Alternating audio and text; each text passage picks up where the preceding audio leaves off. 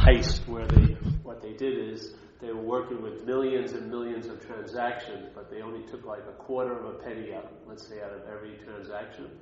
So it wasn't noticed, but they amassed a huge amount of money because every time something happened, they just took a tiny little bit out of it. Well, every moment of every day, if you had the influence of lightness in that, over time, you probably wouldn't notice it because it seems so minuscule. But as it went on and on and on and on and on, you could see what a huge relief that was, that you traveled lighter through the consequences of your life. Not having that wishful thinking or magical thinking that all the consequences are going to change and all get great. That doesn't work. But that you travel lighter through whatever life had in store for you. A deep appreciation would come over you. Like in recovery, they talk about, some changes will occur in you and you won't even notice it. Usually someone outside of you notices it and points it out to you. Because you don't notice stuff like that that's sort of somewhat gradual or incremental. I don't mean progress in a way. It's more of just a dropping off of what was seemingly there. So it's actually nothing happens because it's not there, but it seems to be there. And so the mind that's giving it meaning changes, and then that meaning it used to give it is changed, And so then the experience of that mind in this position, in this life, changes greatly. So if you follow the lesson 2 in the Course in Miracles, it says, you and I give everything all the meaning it has, And you may think that this is what's giving meaning to things. This just facilitates meaning being given. The you and I isn't a body. It's mind. So the mind is giving everything all the meaning it has. It's coming through. Yet, if something seems very real to you today, where did it get that sense of reality from? Or what did it get it from? It got it from what's real. If something can really bother you today, and then the next day not bother you, and then the day after really bother you, what's giving it that meaning? What's allowing something that's not so or not real seem so real? Other than reality, what else could do it? What else could give something the meaning of being so real unless it was reality giving it that meaning? So you and I are that what's looking that St. Francis talks about, and that is what the you is looking for. What's looking is what the you, all these yous here, are looking for. It saves you a huge amount of time. So if you follow the idea of you and I give everything the meaning it has, and you're in a subjective experience, then if you follow that subjective experience backwards, where would you end up? In subjectivity, obviously. It wouldn't end up where you think you are. It wouldn't stop here. It would go back into subjectivity. How could a subjective experience happen unless subjectivity was behind it? How could an object take itself to be the subject unless subjectivity was moving through it? How could a body and a brain take itself to be the one who is conscious unless that one was moving through it? And that there was a little mistake and a mental idea preempted or usurped the position of what's so, And so what's so now doesn't seem to be so, and now everything that isn't so seems to be so, Through what? Through us, We're the facilitator of it. But what's giving everything the meaning it has is the only meaning there is, which is reality, What else could be giving everything the meaning it has but the original meaning of all meanings, which is reality? And where is that event occurring, or how is it occurring, or what is it occurring through? Obviously you and I. So the idea is what's looking is what you're looking for. But when there's a you, it feels like it's who's looking. Now the who is trying to look for the what. But it wants to get a little what for a lot of who.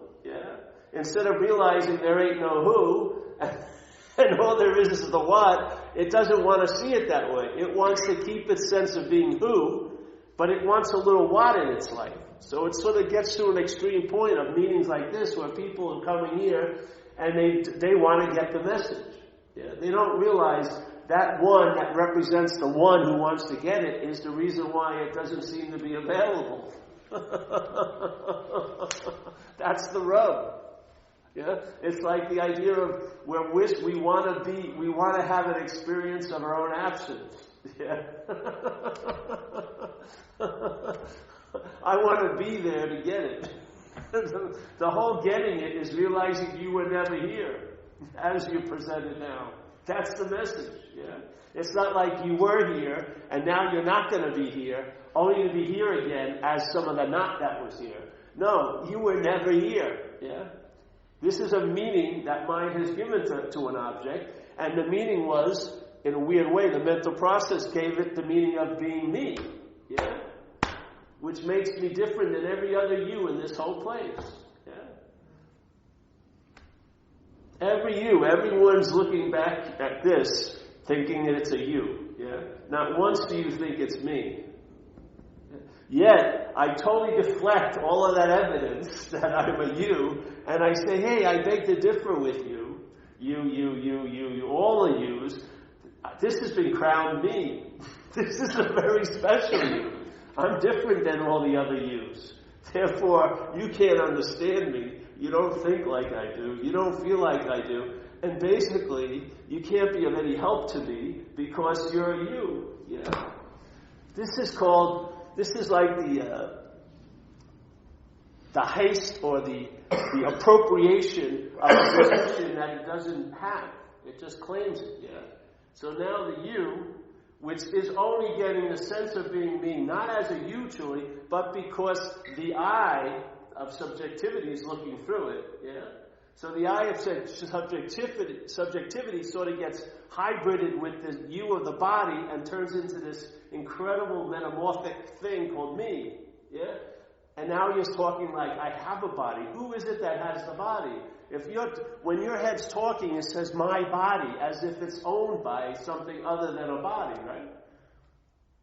What would a body say, this is my body, about another body? No. This is like a mental idea, sort of a hybrid, coming out of this mentation and then finding relevance by identifying with physicality, but it never actually becomes or really takes itself to be the body. It says, I have a body, or it's my body. Yeah?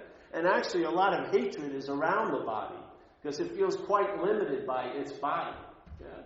But it needs its body to prove the point of its own seeming existence. Because how could it be thought about unless your thought system pictured you as a body? It couldn't go 3 years ago and think about you if it held you as space. Yeah? Where would there be a difference in this space and 3 years ago? It's the same freaking space. It says, oh, that was a much lighter space than the one I'm in now. Of course not. It's the same. But the body can be in different circumstances, in relation with different people, having different ailments, having more money or less money. A lot of different degrees of situations can apply, and it's like, all right, it's going to be thought about, yeah? And the thought system thinks about you as a body. That's all it does. It doesn't picture you as a spirit. Yeah? How could it? The only way it pictures anything is conceptually. How is it going to actually capture spirit in a conceptual frame? It can't. Yeah?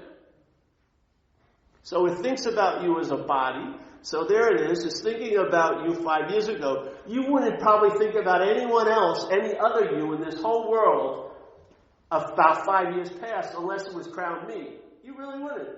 You'd lose interest amazingly. You'd say, what the fuck am I thinking about Nancy for 5 years ago? You know what I mean? What's that doing for me? Unless it related to me being hurt by Nancy or somehow or another, yeah? It's always a self-interest that motivates the attention to be there, to watch the thoughts, to fuel the thoughts, and so now you're thinking about you in the past, and what happens? What happens when you're thinking about you in the past? Well, you are here, yeah?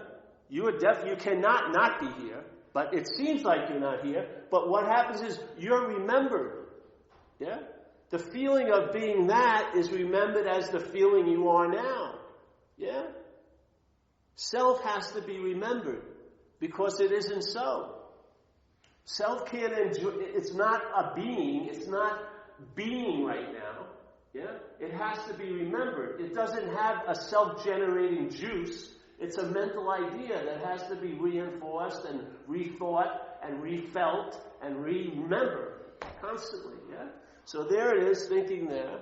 And so whatever you feel what's happening to you then, where do you feel that? But now, yeah? You can't feel it 3 years ago, can you? It's not happening. So how can something that's not happening produce an effect?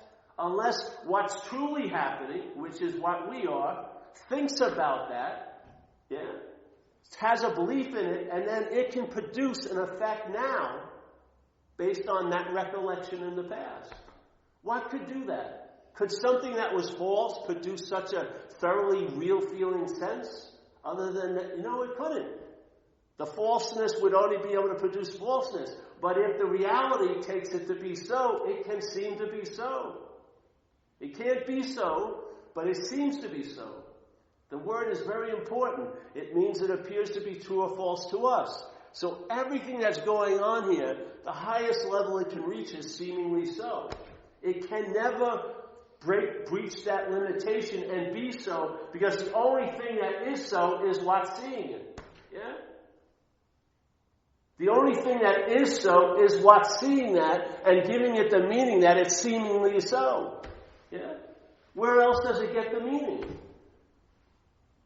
How can something that's, say, false evidence, it says in recovery, the acronym for fear, one of them is false evidence appears real. It needs a you to appear real too. It just doesn't appear real. It's not appear real to everyone today. Someone who's in fear right now, based on something that's not happening, we're not all reacting to that situation, yeah, because it's not appearing real to us, but it's appearing real to a you, yeah. And in that you gives it the meaning that makes it seem so real, doesn't it? Where else does it get the meaning? Someone else, it's not appearing real to, doesn't have any effect. The other person sitting right next to them, they're almost in the exact physical location. They're sitting right next, they're in the same day, they're in the same situation. They can even be wearing like matching sweat outfits. Everything is almost exactly the case, but one of them is taking something to be so real and flipping out, and the other one is not appearing real to. Yeah. What's the leavening agent? The reality, the what's looking, yeah, has been forgotten in this example, and now it's the who's looking, and the who to the who, that thing is freaking real. Yeah? So the who-ness lends its reality to that and gives meaning to something, and then that meaning comes around and bites you in the ass. Like the Course in Miracles says it beautifully. You and I are the dreaming of this dream. We forgot that we're dreaming this dream, and we've given everything we've dreamt the power to affect us. It's a perfect description. It's a perfect diagnostic of every day of our lives. You and I are the dreamers of this dream. I like to use the word dreaming because I don't see it as there's any noun. So you and I are the dreaming of this dream. Yeah? Now we forgot that we're dreaming. How do we forget that we're the dreaming of it? We take ourselves to be what has been dreamt. Yeah? You and I are the dreaming of the dream. We forget that we're dreaming. Now, how is that facilitated? It's facilitated because the dreaming identifies itself as the dreamt object. Yeah? So now, this has been lent reality, and therefore, through this, everything else is lent reality. Yeah? Quote unquote, the reality gave meaning to this. Hey, this is me. This is real. And therefore this gives everything else the meaning of being real. And now those things that seem real to me can have a real effect on me, seemingly. They can have a seemingly real effect on this me. Not on what I am. Nothing touches that space. Nothing that appears in the sky ever leaves a mark on the sky. Yeah? Nothing. Pristine, clear, unattached, unaffected by anything it's appearing in. Yeah? Anything that's appearing in it. Yeah? But here, when that's forgotten, and that takes this to be what it is, yeah? Now this lends the reality that this was given by that, and gives to everything else, and then the reality we gave that thing, today it's a freaking problem. It has a huge effect on this. Yeah? The next day I'm not giving it the reality, it has no effect on this. The next day I'm giving it the reality, it has an effect on this. Yeah? What is it? Does it have the ability to affect me or not? It's neither. It's what meaning I give it. Yeah? And the level of reality it can reach is only seemingly so, because there is a reality already established. That's what's so. Yeah? That's what's looking. It doesn't lose its reality by giving it to everything, seemingly. It can only appear to be so. It cannot be so. That's the out. The out is that you were never in. That's the only out that works. If you believe you're in, and you try to take a path to get out, you're now going to be in that path. With the hopes of getting out of the situation you thought you're in. Now, so then you want to get out of that path, so now you get into another path, yeah? And so on and so forth. But the whole point, the only way to escape the sense of being in is realize you were never in. The sense of getting out of what you thought you were in is fleeting. It never gets established. There's got to be vigilance and reinforcement and practice and constantly, getting into it, because it's a very precarious out, because the reality of the in is always lurking, waiting to become what you're in. But if you're prior to the in, and you're not looking to get out, that's being out of it. Yeah? That's how you're out of it, is realizing you were never in it. It can't be, there's no other escape. It's like that lady wrote a book from an old saying called The Wisdom of No Escape. Now, I don't know what she was trying to say about it, but the great wisdom of no escape is there's no escape. There's no need for a freaking escape. Yeah? How can you have an escape from an imaginary prison? I don't care how authentic and notarized all the escape plans have been that you think you've collected over the years, stunning arcane metaphysical stuff. None of it's going to work, because you've missed a very important point. You're not in what you think you're in. Yeah? And every time you try to get out of it is another aspect of quote unquote being in it. But the level it can reach is seemingly so. And that seemingly is not based on it, it's based on you. We're giving it the meaning. These things are not giving us meaning, we're giving the things meaning. This meaning has been given by us. Yeah? This isn't the meaning giver. This has been given a meaning. It's facilitating the meaning being given. Yeah? Just like the eye doesn't see, it facilitates vision. Consciousness is what's allowing sight to occur, not the eye. The eye facilitates it. Yeah? If this was dead, this body, the eye wouldn't be seeing at all. Yet it was workable. If it was taken out and put in a live body, it would facilitate seeing. But it's not seeing. Yeah? It facilitates it. This whole process of selfing, this mentation, is all about claiming to be the one who's thinking, the one who's feeling, the one who's seeing, the one who's hearing, the one who's tasting, and then using all of those conscious contacts of seeing, hearing, feeling, tasting, and hearing thoughts, and uses them to facilitate the bondage to this idea of being a self. How else is the bondage going to be kept seemingly in place? It's got it. The glue has to be applied all day, all the time. Yeah? If you take a good look at it, you see that it could never be bound together. But when it's constantly being seemingly bound, it looks like it's solid. Yeah?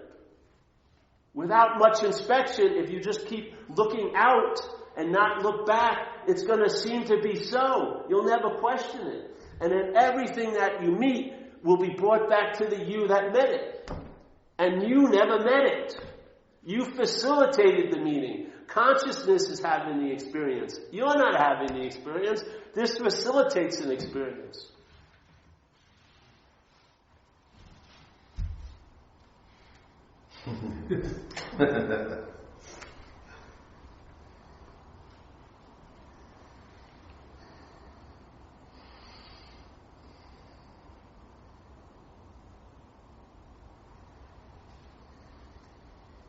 Your most intimate, cherished thoughts are being seen by what you are, through what you are.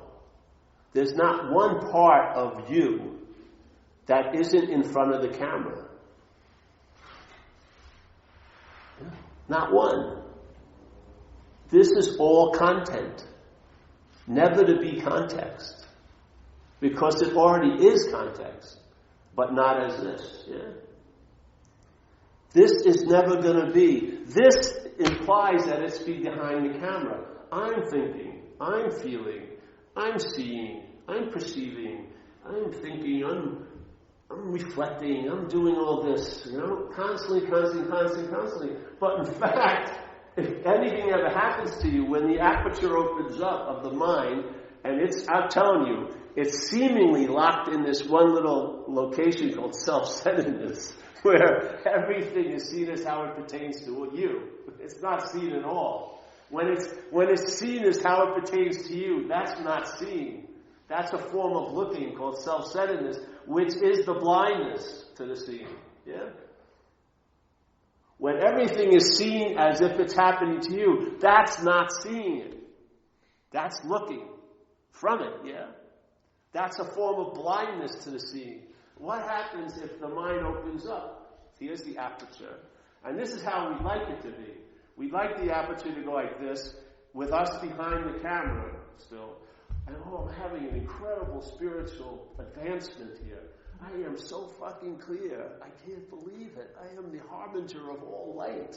I've got to share this with people, but for a fee. I'm just motivated. Yes. How can I make an industry out of this? Yeah. And so there. And this is safe, bro. This is easy. I mean, this is really easy.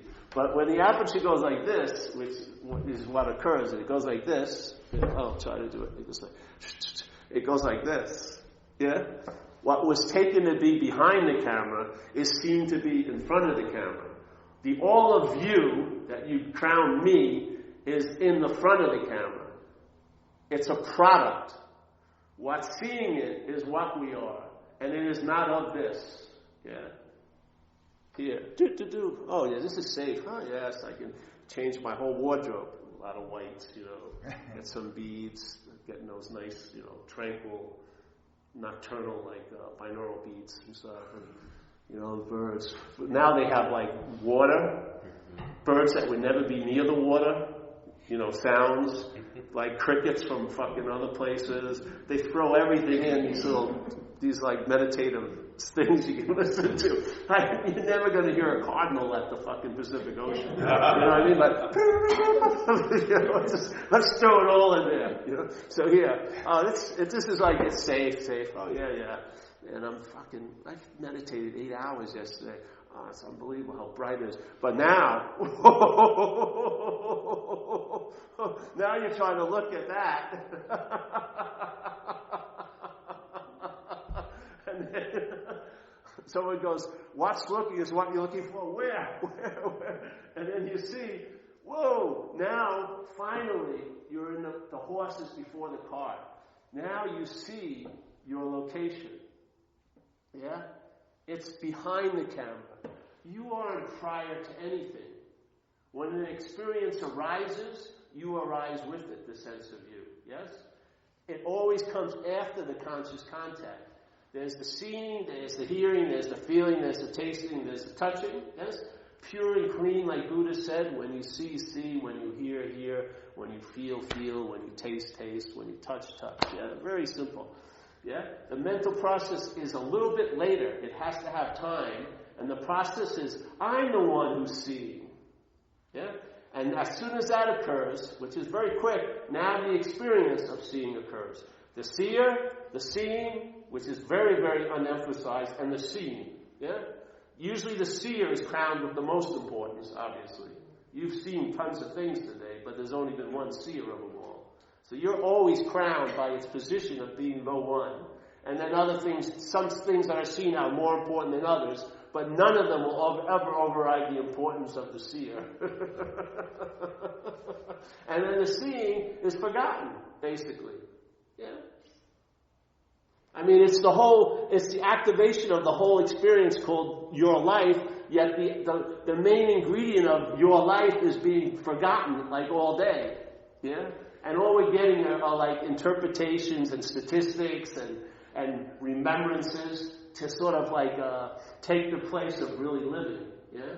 So like our attention's been moved from the pulse of life, and let's put it like on the elbow, where there's really not much life going on, but it's all calcified, it's all conceptualized. You got a whole freaking story about what's going on, but there's not really a lot going on in it. Yeah?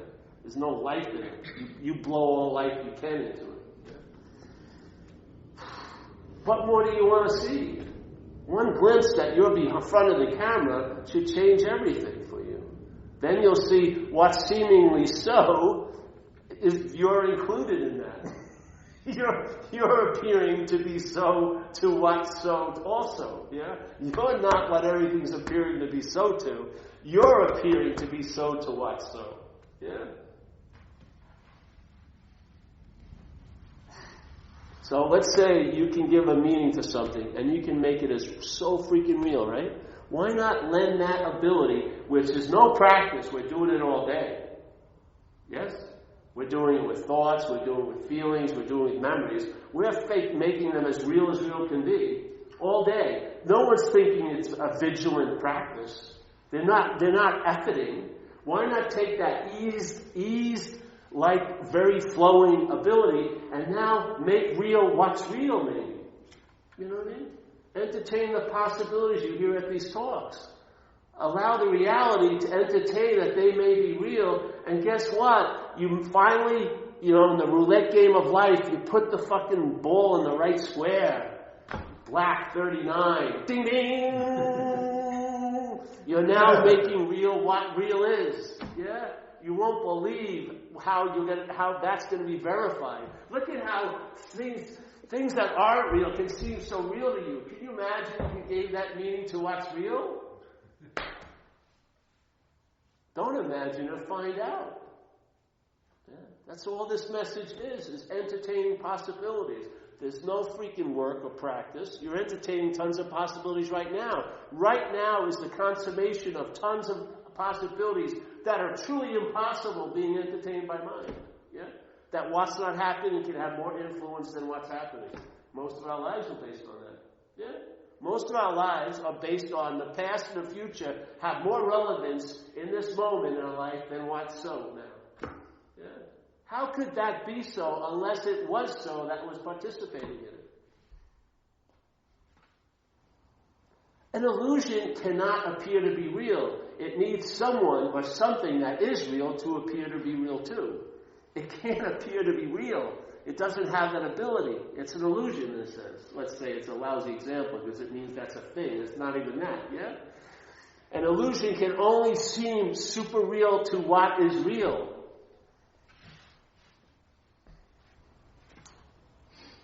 Where else is it getting the reality from? Where? What's lending it the reality? What's lending the thoughts the power that they seem to have over you? But you. How is that energy, how is that power being so freely given to all these thoughts? By the claiming of the thoughts as yours, by the mental process. The mind is the bridge. Yeah? A thought cannot have an effect unless it gets it through the thinker. When the thinker believes the thought is true, then that thought facilitates a seeming reality to appear to that thinker. Yes? The thinker is the dilemma, not the thoughts. The feeling of being the thinker is the mind that allows all these ideas. It's like, they have the internet with the cloud. There's a place you can store tons of information. There's nowhere you can't see it, is there? There's no location. It's not a certain amount, like 1,000 acres of space. No, right? It's just this, whatever it is, internet world. And yet there's tons of information there. And maybe you know how to trigger it. You have a password or something like this. I'm telling you, your name represents like a fucking giant cloud of information. Old ideas, beliefs, conditionings, things that never happened that seem to have happened, things that haven't happened that seem to have gone on already. Yeah? And how do they find expression in here? How do they come into this manifestation? They come in through us. How do they get access? Yeah? How do they? How do those ideas get access? The access point is, I'm the thinker of all these thoughts. The thinker represents all these old ideas. And then every thought is used to facilitate those old ideas and conditionings and beliefs to find expression here. Yeah? On the unlikely recipient, you. How else is it doing it? How is that being accessed and having an effect? What's bringing it into expression? Nothing ever disappears here. It does. Everything only appears and disappears. There's nothing that was ever here that you could truly get rid of. They're all latent possibilities. If your mind is in a certain condition, certain things are going to be brought through to you, and they're going to find expression here in your life. I see it with alcoholism. People are doing fine. They have one drink. All the shit hits the fan that night. They're in lower companions. If you've lent them your car, bye-bye to the car. They're in jail that night. Da-da-da-da-da-da. It's like it wasn't happening and it's suddenly happening. What provoked all those events to happen? Yeah. The mind itself that drank, there's the drinking connected it to that little internet, that cloud of alcoholism, and now that person is used for transportation, and the alcoholism is going to express itself through them. If it's in Bombay, in Holland, in Hoboken, New Jersey, in San Francisco, we all have the same freaking stories of woe. The parasite of alcoholism only has a limited amount of traits, and it demonstrates them and exhibits them in millions of people's lives. Yeah, over and over again. Go to any freaking country, go to a meeting, and you're going to hear your story. Maybe in a Bengali, dialect, it's going to be your story because it's not your story. It's the story of alcoholism. Yeah, taking over all the hosts, and every host thinks it's them. That's the fucking root. That's the biggest bummer of all. They keep identifying with the expressions or the manifestations of self in their life. They keep identifying them as theirs. How are they ever going to be free from it? How can you be free of something that you're identified as? You're going to try to be free as it. You're not going to see, I'm not that. You're going to say, I am that, and let's make the best of it. Yeah? So I have this, let's say, this giant yearning to be free, but now it's co-opted by the identification as what you're not, and you're trying to be free as a self. And then you always run into the axiom, self can't get out of self. You can't use the Buddha to seek the Buddha. You can't use mind to seek mind. You can't use light to seek light. Yeah? Well, I don't think I am light. That's why I'm seeking light. Exactly. The solution is you are light. That's why you can't use what you are to find what you are through the auspices of who you think you are. It's not going to work. It's a direct connection, and you're trying to like work a deal with a middleman or middlewoman.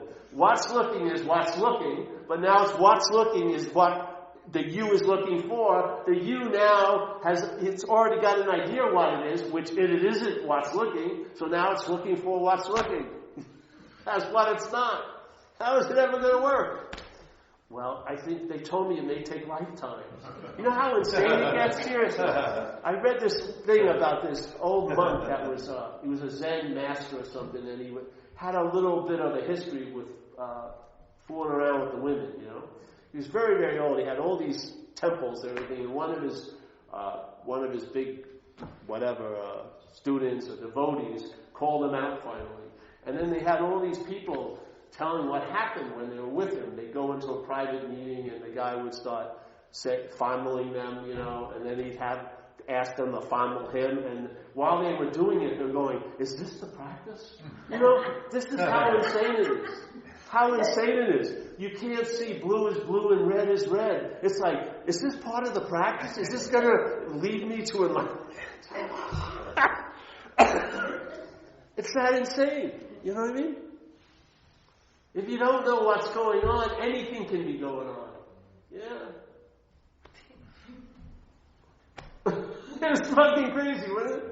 Man, this sounds like this is a very weird esoteric practice. I used to do this when I was 12 years old. It didn't get me anywhere. But now, I'm in a temple.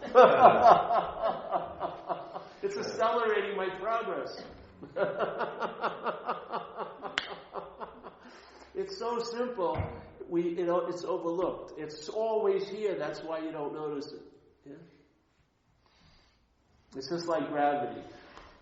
And no one's talking about the effects of gravity in this room tonight, or any freaking cafe on Clement Street. Not one person, I bet, has mentioned, gravity's been really heavy on my left shoulder these last few days. Yeah.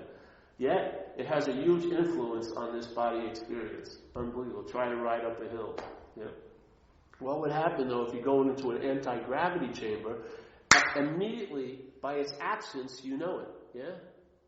By the absence of gravity, you know what gravity is like. By the absence, which is, I'm saying, is its inherent condition of self, you will now know what self is, and what it is, it ain't. That's what it distills into. So the fake presence, you really get to know it when you realize its absence.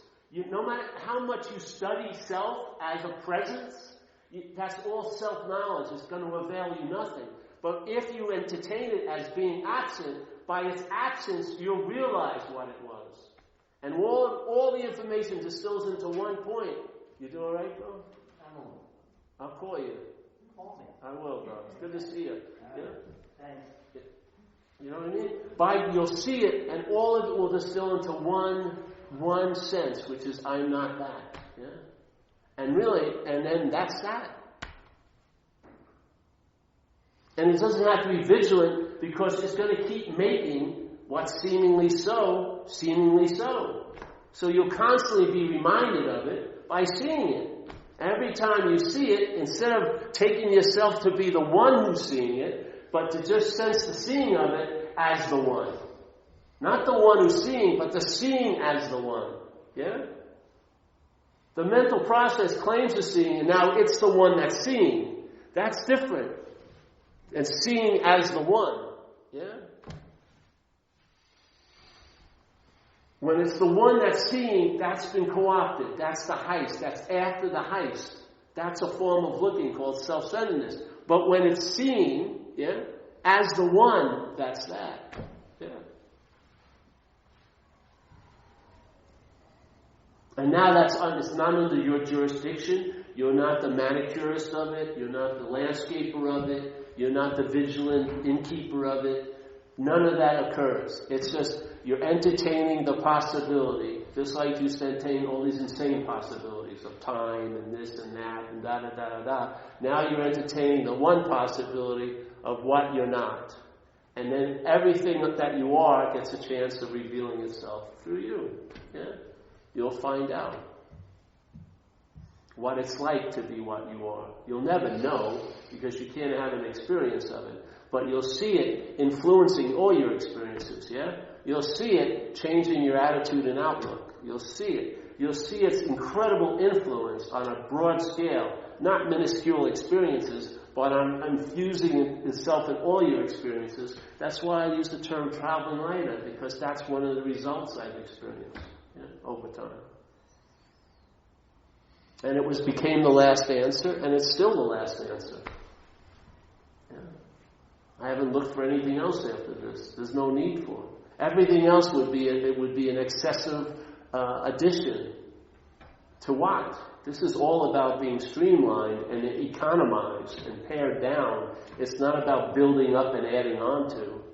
Yeah?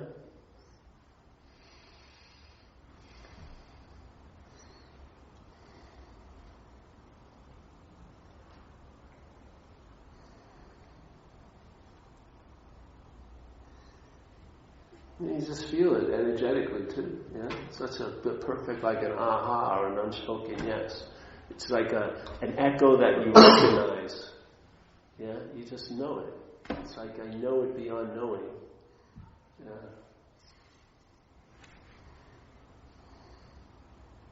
And every time, every talk, it's just a way of paying homage to it, really. That's all it is. It's just an excuse to make it seem obvious to others and to in this event. It's paying homage to it in a way. It's nice to bring someone's attention and your own attention to what already is. Yeah. Before all the other additions and subtractions and the getting some things, just to really pay attention to nothing.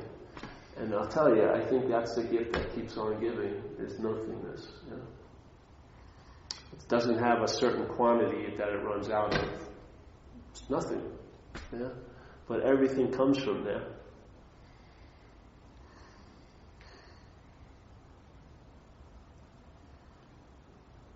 It would be funny to realize all the importance we put on things and all the unimportance we put on the space they're appearing in, that in a way, the negative is the mother and father of the positive when it comes to a picture, yeah? When a picture is taken, it's a negative. You don't see anything on it, do you? It's nothing, yeah? But then it has to be put in a chemical batch, and then the chemical batch, sitting in it for a while, it takes time. Again, this is the ingredients. And then it turns, and now you see the positive, and now you think you got the picture. All the things become apparent. Yeah? But the no-thingness now gets, in a way, dismissed, or can. Yes? That's why Japanese art was always trying to call your attention to the space between the leaves. They have a very sparse picture, so you get a sense of space. Yeah? They were attempting to point that out because it's very easy to go to the things that are appearing. Yeah? Our conditional mind goes to the positive aspect of the true picture. But the real picture, all of its qualities is in the negative. Yeah? You would actually say this has to be the mother and father of all things. Yeah? That no-thingness goes through this chemical little batch, this activity here, and then it turns into things. And then taking this to be a thing, of course, obviously, our attention now just goes to other things, and then all other things verify this thing. And we get this in this idea of this loop of self-importance. And what has to be forgotten for this to stay so important is the no thing. It has to seemingly go. It can't go, but it can sure seem to go. Just like when you're a kid. I was in Catholic school, and they'd say the three qualities of the Godhead, which was omnipresent, it's everywhere, omnipotent, all-powerful, omniscient, all-knowing. And I would wonder when I was a kid, why am I not bumping into it if it's everywhere? Even I'm in a room and I run into people, and they're not everywhere, they're there. What about, I can't even rub my elbows with everywhere? That's so weird because my mind had turned into positive only. And for the positive to have such real meaning to it, it had to forget the negative. It had to forget nothing to make everything, all the everything so important. Yeah, it had to. That's how it has to go dualistically. Yeah, this has to be forgotten for this to be remembered. Yeah. Yeah. Now this doesn't have to be forgotten for this to be remembered. If this is sense, you'll see this in all of this. Yeah. This will be a vehicle of remembering it, and then resting in it will be a vehicle of remembering it. This way, when you pay homage to this has to be forgotten, because this wouldn't reign supreme if it wasn't. Yeah? If nothingness was paid attention to, it would leaven our experience in the world of things. Like Jesus says, we're in this world, but we're not of this world. And the best way to travel in this world is a little bit of that not-ofness. Yeah? If we have a little bit of not-ofness, it will allow us to travel lighter in all the inness. Yeah? From the little bit of not-ofness hits you that you've never been in. So a part of your mind stays in the prior, and it's not taking itself to be in, therefore it has no drive to get out, which is the bigger level of being in. Yeah? All the seeking to get out is actually being in here. Yeah? We give it meaning that all the seeking is, some of it's really valuable because we're going to get out. But I believe all the seeking, that's producing the sense of being a seeker, is being in. Yeah? The being out comes from prior to the in, not after the in. If it's after the in, it's going to lead to another in sooner or later. Yeah? But if it's prior to the in, that's truly out. And I believe we're there. I think our mind has never left that prior. The mind has always been behind the camera. It is what's seeing, hearing, feeling, tasting, touching. Yet that can't be seen, heard, felt, tasted, touched. That's why it's seeing, hearing, feeling, tasting, touching. Anything that can see, like a great master said, whatever can be perceived can't be perceiving. Yeah? So this thing can be perceived. It's being perceived right now. It's not what's perceiving. Yes? What can be perceived can't be perceiving. What is conceiving can't be conceived of. What is thinking cannot be thought of. What is hearing cannot be heard. What is feeling cannot be felt. Yes? The reality is that. We're in the positive. We call it the positive of the picture. But in a sense, the real positive of the picture is the negative. From nothing, everything comes up. This is the mother and father of all things. Yeah? And I don't believe you need to get established there. I believe you're established there.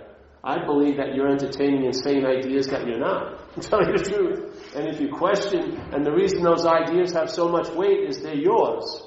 So if you look at the ownership of it, or the thinking of being the doer of it, and you hold that maybe I'm not that, I'm guaranteeing you, your interest and attention will leave those thoughts and those impossibilities you're entertaining as being so. They will leave. And then you'll find out where they land, the interest and attention, You'll see. Maybe that same interest and attention that's leading to all this agitation and disquiet by thinking and dwelling on the past and future will be enriching your life right now. Maybe what you're missing most in your life is you, actually. Not the mental you, but the you that you are. That's the most enriching thing of any event is the one that's in the event. Just like in physics, they say the biggest influence of any experiment is the observer of the experiment. Well, the biggest influence of any experience in life is the experiencer. What you're taking to be the experiencer is an experienced. It's being experienced now by mind. It's not the experiencer.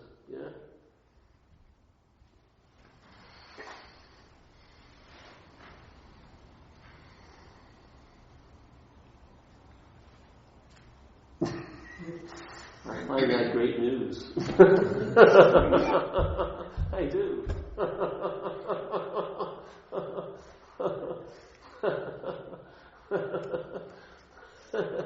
I'm telling you, the sense of being you is in a very small claustrophobic space. It's like a gated community called a special somewhere, and it's located in the midst of everywhere. But it just doesn't want to get go. And it's very small. And if you ever sit down and be quiet, you're the space that's sensing all your little machinations. You're not the one who's having the machinations. There's no one having it. They're just happening. But what's seeing it is what we are. And it's not of the machinations. It's not a product of the machinations. You are not a product of the brain. The brain makes a product that's called a you, but you are not a product of the brain. But it is making a product called a you. And once the mind believes it, the A drops off, and now it's you, and then it's crowned to be in the playing of God as me. And there you go. Now your own little private Idaho. Poisonous spuds everywhere. Everything goes to rot.